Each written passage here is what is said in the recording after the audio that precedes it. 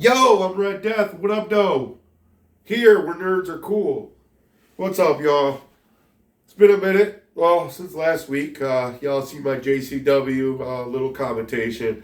Too many Kool-Aids that night, but I had fun. I hope you enjoyed it. It was kind of funny. I was cracking jokes. So we're gonna do more videos like that. Today, I want to get in the rapper called Esham, the Unholy. He's a Detroit legend rapper from 7 Mile and Shaner. He's been rapping since 88, 89. I think 88, basically, when they came up with the record company and started recording his first album Booming Words, which I think it was released in 89 and re-released in 90. Go check that out anywhere, YouTube, what was it? Whatever. Anywhere, any streaming. Speaking of that, his new album just came out yesterday, called Golden Age. I only heard a couple songs, pretty dope. I'm old school. I like the physical copies, but let's get into who he is. So Esham Smith is his name. Like I said, born in Detroit, or not born in Detroit, from Detroit. He was born in New York actually, but was raised in Detroit. So anyway, yeah, he's a rapper, underground rapper.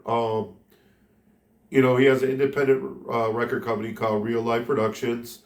He's been on other record labels like TVT, which I'm not too familiar with it. I think it might have been an independent company, but I think they had some big names on there. At one point, Paul Wall was one of the rappers that were on there. I think they went out of business. They went bankrupt or something years back.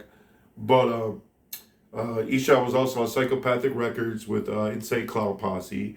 I think did like 3 albums with them, but they got a lot of songs together. They used to have a group called Super Villains. Check that out. So yeah, let's get more into him about his music. His music is called acid rap, which is rock and rap mixed. More of like sample stuff like that. He does have a band now, but back then it was all like samples of rock mixed with the rap music. Guy came out with so many albums over the years. He's still making albums since the '89. So check out his music collection. It's humongous. He usually comes out with an album every other year, every 2 years, almost every year lately. His new stuff. He was looked at as a devil worshiper, which he wasn't. He never was. His music is really hardcore. He took it to a different level and kind of went there with Satan stuff. I think, well, he kind of mentioned in an interview or something that the movie Exorcist kind of inspired him to be a rapper. So he like visions of that movie he kind of incorporated with his raps, which I guess Russell Simmons, Russell Simmons, Def Jams, I guess he heard his music and dubbed it horrorcore. So horrorcore hip hop became like its own little genre, and like Esham is basically like the king of it. You know what I mean? There's new school suicide, or not suicide. There's what we call horrorcore rappers like Suicide Squads, was I was trying to say. Anyway, check out these rappers out there. If anything I mentioned, yeah, Isham's a legend here. He never went super national. He never had any radio hits that blew up, but I don't think he really ever needed it. He didn't want his music watered down. He likes doing what he likes to do. Yeah, there's so much. I don't need any notes. Usually I have notes on a lot of things I do, but I know his music and his history so well. I don't need any notes, and I've been bringing him up a lot on my streams lately. So I figured I'll get into it and let you guys kind of know who he is, and to go check out his music. Like I got an album cover here. I don't know if you can see it. Kill the Fetus, which came out I think '93, early '90s. That's around the year. I think a year after that album came out, I got it. That's when I heard about him. A buddy of mine, introduced me him and Insane Clown Posse same time. So I think it was right before Closed Casket came out, which is a really dope album. That was on Warlock Records. You ever heard that record company? He recently, I don't know if it's the beginning of this year or last year, end of last year, something like that. It was real recent. You know, it might have been this year. He took Closed Casket and reimagined it with new school beats. I think it was some DJ from France. Just used his old lyrics and stuff and his old music and just put his beats over it. It's pretty fresh. You can go to acidrap.com and find all Esham's site music. That's his site. There's merch and stuff on there. Check out. I'm not wearing any of his merch today. So back in the day when he started his record company, he started with his brother James Smith, which you'll see if you look at his albums. You see he's always an executive producer. His older brother, helped him pretty much start Real Life. He doesn't really produce anymore, I don't think. I don't see his name on anything anymore. I know years back, his brother got in trouble for some shit. And, I'm sorry, I lost my voice. It's been a crazy week, you know. Thanksgiving just ended. I've been going to a lot of concerts, a lot of shows. So I've been using my vocals a lot, yelling and stuff. But, what I was saying about James Smith. So, yeah, he got in trouble back in the day.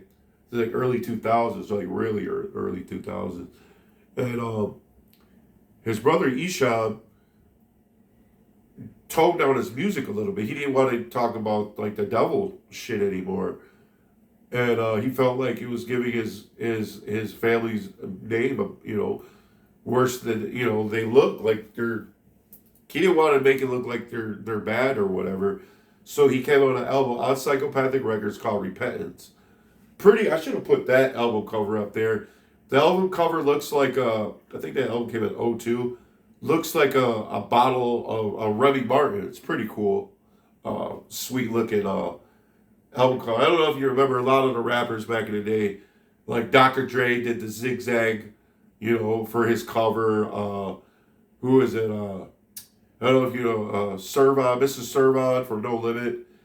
I think his second album his third album, something like that. Right after he left No Limit, he had his album cover was a bottle of cognac. So kind of similar to what Esham did with his Remy Martin. A lot of rappers did that with like their I think Monoxide, whatever the fuck's his name is from Twizzler. He did Newport's Pack, like was his cover. A lot of rappers have done stuff like that over the years, especially back in the day. I know with everything nowadays, a lot of people don't buy full albums. You know, everybody's like just into singles. You know, they download and pay for singles or whatnot. But I appreciate albums. I think a real artist has full length albums. You know, that's what makes them a good artist. You know what I mean? Not just having one or two good songs, you know, or like a one-hit wonder. A good MC or any musician, any kind of music, it's got to have a good album, you know, from front to back, you know, cool cover, whatever. You know, I grew up in that era, you know what I mean? So I grew up to albums, you know. As you can see, a lot of vinyl I've been showing you guys so far. You know, I do still have CDs, yeah. But, you know, I download music on YouTube. I got a lot of playlists on YouTube. A lot of stuff that I don't own or used to own or whatever. I got playlists and whatnot. But yeah, so Esham, they say Tupac was the first rapper to do a double disc. No, it was Esham that I know of. Esham had a double disc. What was his second LP? Not his second album ever. His second LP was a double disc. And it's pretty sweet. One thing about, if you know about Esham, or you'll notice, he has a lot of music. Like some of his albums are like 20-something tracks. I'm not kidding you. He has so much music. You know, there's a lot of people that hate on him. they don't know his music or never really heard. But if you don't like one song, you might like the next. Kind of like my videos. Um, his music is so much out there, man. You gotta at least like one song. He's been doing music forever. You know what I mean? Um, I think part of him still continuously making music is because he is underground. He has nobody telling him what to do or saying he's not good anymore, or a lot of these rappers think because they get old they can't do it anymore. I don't think so, man. Like if you still got it, you still got it. One thing I like about E is he goes with the times, but not really. He does his own thing, you know what I mean? But he still keeps up with the times. Like, if you notice, a lot of his beats are new school. Like, they fit in new school. His flow is old school, you know what I mean? He doesn't mumble or whatever. He's not a trap rapper, you know what I mean? He's got that old school flow still, but he's got these new school beats. Sometimes you'll hear old school beats from him, like, what do you call it? What do you call it? Not drum and bass. What do you call it? Break beats. You'll hear break beats on some of his newer music. That's old school, but some of his music is real bassy, like the new stuff. You know what I mean? One year, I've been over 10 years ago. Whenever dubstep was huge, Esham was rapping over dubstep beats. Check out his Venus Flytrap. I don't know what year that is. Maybe 2011, 2012. Something like that, I don't know. But that album right there was dubstep. Like he was rapping over dub. I remember first time I heard dubstep, electronic dubstep, not reggae dubstep. That's the original dubstep, by the way, is reggae. But when I heard it, I'm like, what is this thing? Wow, wow, wow, wow, wow. You know what I'm talking about. That shit was giving me a headache at first. I used to listen to techno music on raves back in the day. But, I'm not in that kind of scene anymore, you know what I mean? And that was the time and the place. But when I heard Esham rapping over these dubsteps, he was smashing it, dude. Like, I was like, who that? What? Because I never heard anybody rap over dubstep. And he just smashed it, dude. He made me appreciate dubstep and like dubstep, honest with you. He doesn't really rap over dubstep anymore. Even though I haven't heard all of his new albums, but I'm going to buy a physical copy. It came out yesterday. I just haven't had a chance to order it and get it mailed to me. My buddy's like, oh, you haven't listened to it yet? I'm like, dude, I'm going to buy a physical copy. I'm like, once it goes in my CD player in my car, I'm not taking it out. You know what I mean? It's going to bump it as long as I can until I get sick of it. Till I know the album front, back, and all the songs I like, you know what I mean? What's the dopest, what I don't like. Because, every artist, Esham is my second rapper of all time. He's my favorite rapper, still doing it. He's definitely my favorite rapper from Detroit. Here in Detroit, before Eminem, you know what I'm saying? Well, let's take it back. I should have started with this. Esham was one of the first rappers from Detroit to put his name out there. It was him, Awesome Dre. They were the biggest dogs on the block in '89. You know what I mean? And Esham just kept pumping out albums. After his first one, he kept pumping out album after album every year. So he was the only one that was putting albums year after year. I think Awesome Dre had one album maybe, and I think it was a national album, but it didn't go anywhere. He didn't do anything. I mean, Awesome Dre's dope. Don't get me wrong, but he didn't continuously keep doing it. You know what I mean? I saw him open up for Esham one time, and I actually came up and introduced myself. I had to, man. He is a Detroit legend, just like Esham. But Esham carried it on. He kept going. You know what I mean? And he's put his name out there. People outside Detroit knew who he was. He started touring outside of Michigan and put his name out. He's national underground now. Especially the Juggalos, y'all mess with him.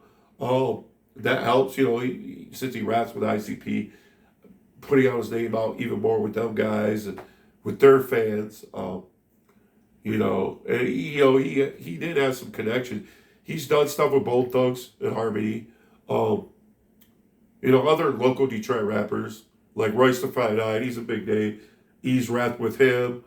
Bizarre from D12. A lot of local rappers. All the big time local rap except Eminem. It's hard to get with him. You know what I mean? He's so top tier. A lot of people think he's the greatest rapper of all time. But growing up in the early '90s, in the '80s, Esham was our Eminem. He was our first Detroit rapper that everybody was listening to. Everybody knew who he was. That I went to high school with. A lot of people still don't know who he is that I even grew up with, but not many. If you listen to hip hop back in like the early '90s, you probably knew who Esham is. Even though he's still relevant, I'm sure he has newer fans like some of you guys out there. Yeah, I think he's the dopest MC left, like from the OG era. You know what I mean? There's no MC out there like he's so original.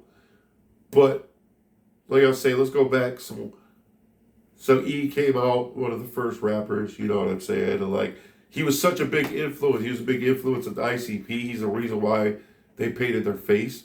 Because Esham came out with an album called "Homie Don't Play," right? It was a EP. And it's called "Homie Don't Play That" because of the old show In Living Color. If you know what that is, it's like a sketch show with like David Wayans and Jim Carrey, Jamie Foxx. Is where all them guys came from. And David Wayans used to do Homie the Clown. And he was like this mean clown. He hit people over the head with his little sock with something in it. I don't know. He hit kids over there. He'd be like, "Homie, don't play that." So that was so big when Esham was doing his thing. So he's like, he incorporated it into one of his albums. So like the cover of Esham's painted all white face, like a clown. So ICP saw that. You know what I mean? There was such an influence. Esham was such an influence on them. He helped produce a few tracks on their first LP. And when they did that, they kind of ran with the Wicked Clowns. They got the Wicked shit from Esham. You know what I mean? So, even other MCs influence. I mean, if you grew up back in the day, it probably wasn't an easy way, to be influenced by him. I mean, even Eminem was influenced on him. I think it's his last song on his first album. He says, "I'm crossing between Manson, Esham, and Ozzy." He put that on a national level album. And people are probably like, "Who the hell is Esham? What is he even?" People can't even pronounce his name right. If you ever watch Drink Champs, Esham's name has been brought up there through there a lot. There's one interview with Big Sean. Big Sean is a young cat. And someone in what was it, Noriega? Nori brought up Esham. Nori couldn't even pronounce it. He couldn't even pronounce his name. And Big Sean was like, "Who?" It's because he was too young. He didn't grow up in Detroit in that era. You know what I mean? So he should know. Being a rapper from Detroit, you should know who he is. And saying you're underground from Detroit and you don't know who Esham is, you're not doing it right. Because Esham was the first blueprint of how to do it, man. He was selling albums out his trunk, dude, to putting his albums into all the big record stores around Detroit, Metro Detroit, and outside Michigan. I remember one year, this is what Esham was, he didn't have many albums out then. Where was I? I was in Tennessee. I was at a mall in Tennessee, and I was messing around in a hip-hop selection. And I saw a couple of Esham's albums in the CD collection or whatever. I was like, "Whoa, he's way out here." I didn't know. Like, I had no clue. I thought he was just strictly, Michigan. You know what I mean? I think that's when I realized that his name was out there more. You know what I mean? Because back then we didn't have the internet, so we didn't know really what was going on outside our area. We really didn't know. Unless you were a national act. If you're a national act, it's different. Then your stuff's everywhere. But Esham did have a group called Nodis. No, it's not. His stuff's not really like evil as you think it would be. Nodis stands for A Nation Against Time and Space. A nation ahead of time and space. That's what Nodis stands for, and it's a pretty cool name. But they were just being hard as they could. You know what I mean? What's harder than the devil? I mean, fuck the devil. You know, whatever. I mean, I don't even want to talk about that. And I hope that doesn't get me banned from YouTube or something. But that's that was his shtick. That was he wanted to be harder, the harder there was. Like I feel like he was since rock was an influence a lot of his music. That he grew up to the '80s stuff too. So like seeing rappers like or bands like Megadeth and Led Zeppelin and whoever Van Halen, all these crazy looking album covers had like devil stuff on it, like zombie stuff, like just like scary stuff as their album covers. And I think Esham kind of took that, incorporated it into his music. He like made these crazy album covers like this one over here. It's got a fetus on it. You know what I mean? Like he wanted the crazy covers too, like they did. Some of his covers, the fetus is just as crazy as some of the other stuff. But I love hardcore music, so especially hip hop. Yeah, like 'cause I don't really listen to metal. I mean, I like a couple metal bands, but not death metal or anything. I mean, I like rock and stuff, but like, yeah, Esham's music was my metal. You know, that's my hardcore music.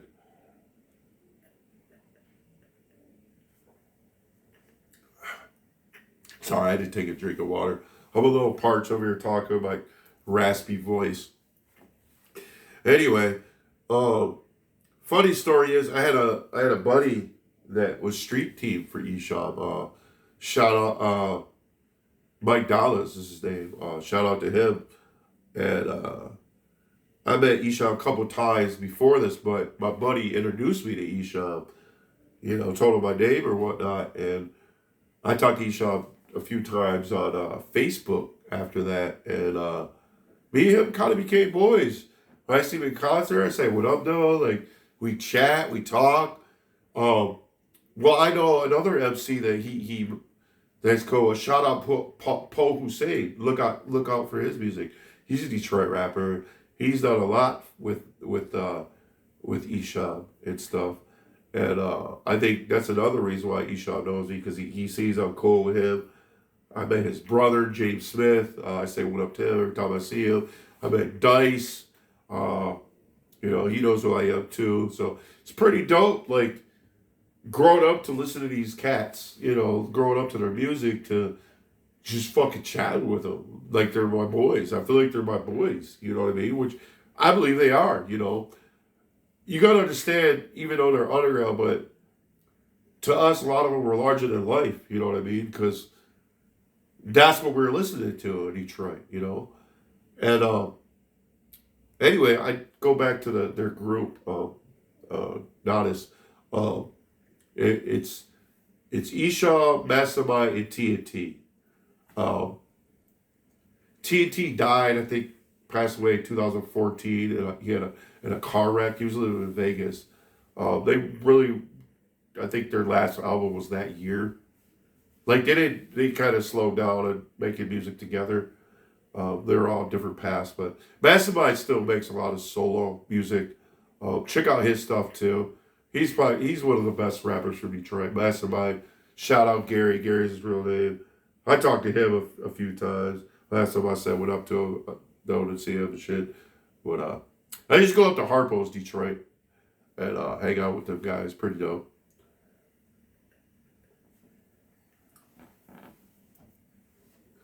Yeah, Nana's had a lot of albums too. Not as much as E's solo career or even Mastermind solo career. He's probably got more albums now than his own group. What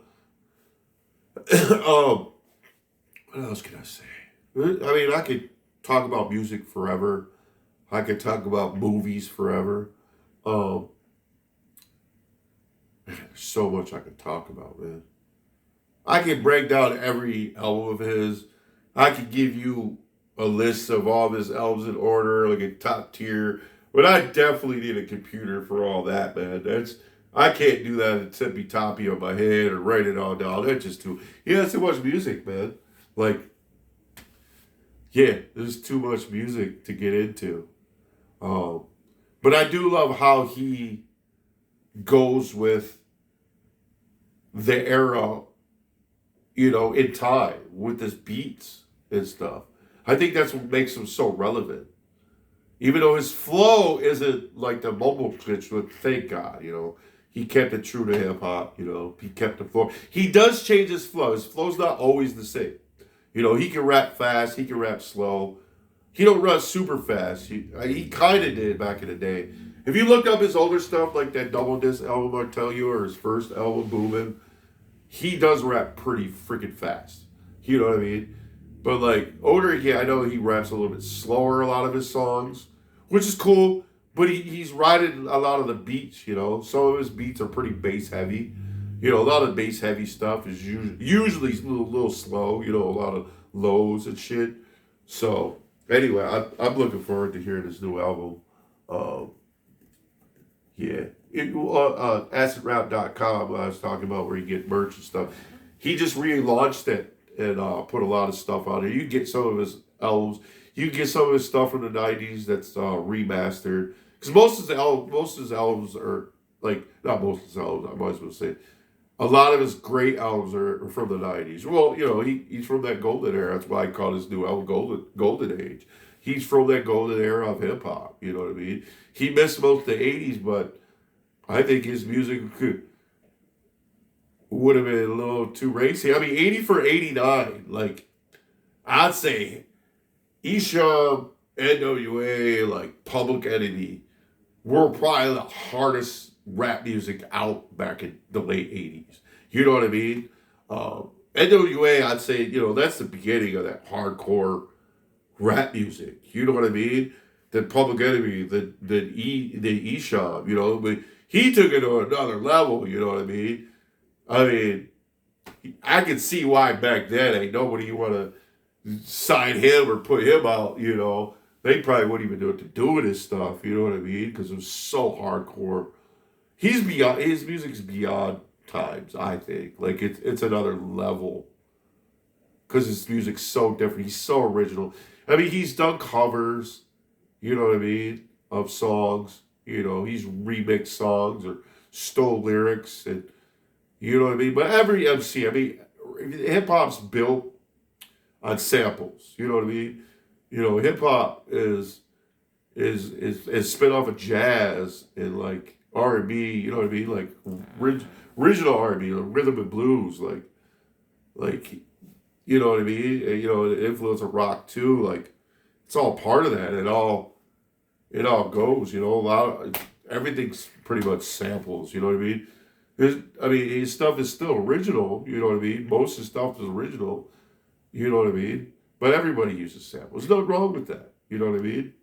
Like everybody sampled Atomic Dog by P-Funk. Like everybody sampled that back in the day. But that's dope though. Like how funk is part of hip hop. Like hip hop kept funk alive. It kept fucking vinyl alive because all the DJs. Most of it was hip hop DJs mixing vinyls, mixing music together. So they kept vinyl alive. I'm surprised vinyl's still around. I'm happy I can still buy vinyl. I wish I could get Esham on vinyl. He did have some vinyl back in the day, but if I want it, it'd be people are gonna. His music's a collector's item now, so people are gonna ask for a lot of money. I did mess around on like eBay, like Amazon. I saw some of his records on there, but like they're mostly like singles that I can afford. Full length albums. People are asking too much. A lot of people that give that up. Or got all scratched up over the years. A lot of DJs probably scratch all their vinyls up. But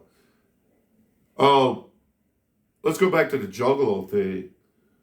What a Juggalo is, right? I'm sure I'm gonna have another stream where we're gonna tap into the Juggalo culture a little bit more. I'm not a Juggalo, I don't know, but being an Esham fan, I'm part of that world. I'm part of the Juggalo world because Esham is part of that Juggalo world.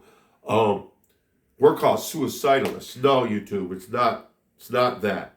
Then we're just a fan base. That's what we're called. It's kind of like Juggalos, It really wasn't created, you know what I'm saying? Like, Esham didn't say, this is you guys, this is your fan base. We just kind of adopted the name, like, juggalos kind of adopted their own name. It's like almost the same thing, you know. But like I always say, suicidalists were part juggalo. Not saying all suicidalists listen to ICP necessarily, but the heads that really know, though, that's all part of it. You know what I'm saying? It's part of the almost the same scenario, you know.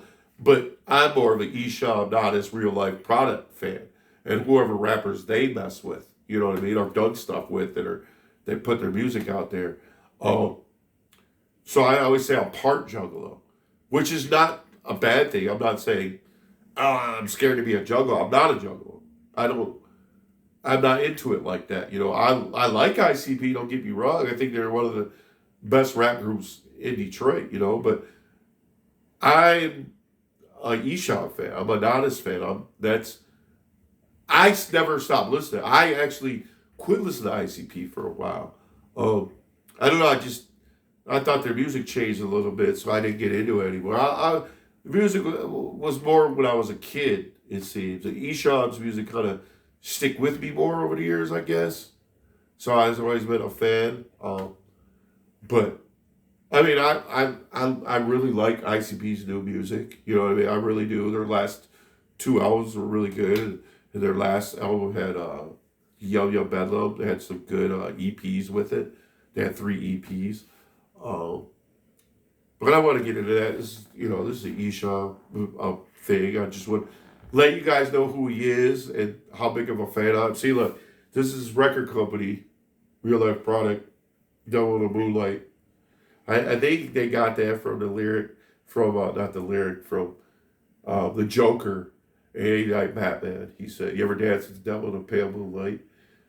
I think that's where they got the idea for their logo. I know, pure speculation, whatever. It just kind of makes sense. I've heard that incorporated in their music too. You know what I mean? But yeah, I've had this tattoo for quite a while. This is the old logo. The new real life product logo has like a ring around it. You'll notice it on a lot of the newer stuff. This is like old school. I got this before he put that around there. I wouldn't even want to put that around. Look how big it is. It's big enough. You know what I mean? I've had it touched up once, but it's fading a little bit. I'm gonna have to shout out to Mark Tice, my tattoo guy. I have to go back and get this touch up. I heal so quick. My tattoos get faded up so quick. Anyway, but thanks for tuning in, y'all. I don't know. I'll probably stream next weekend. I don't have anything else this weekend planned, but I'm trying to think of what I could do that's more original on my stream. Like, since I don't have a great camera editor or anything, so I got to play by this, and I haven't had a chance to go live. I still need 21 more subscribers. You guys subscribe and like, please. Once I get that 50 subscribers, I go live. It might make my streaming a little bit easier since I don't have a real camera quite yet. But I want to go out there in the world and like I did with the JCW. I want to go out there and find something that's nobody. So I want to do something that's nobody's done before on YouTube. I'm racking my brain. I have a couple ideas out there, but I'm not sticking with this stuff quite yet. I'm trying to plan out other things I could do or what I could do to be super original. You know what I mean? I want to do something nobody's ever done. And that's really hard to do because there's amazing YouTubers out there making tons of money off YouTube that can afford to do amazing stuff like they do. I ain't going to be able to do anything amazing, but I want to do something different. So I get more of you guys subscribing views, you know what I mean? But thanks for tuning in, y'all. Peace.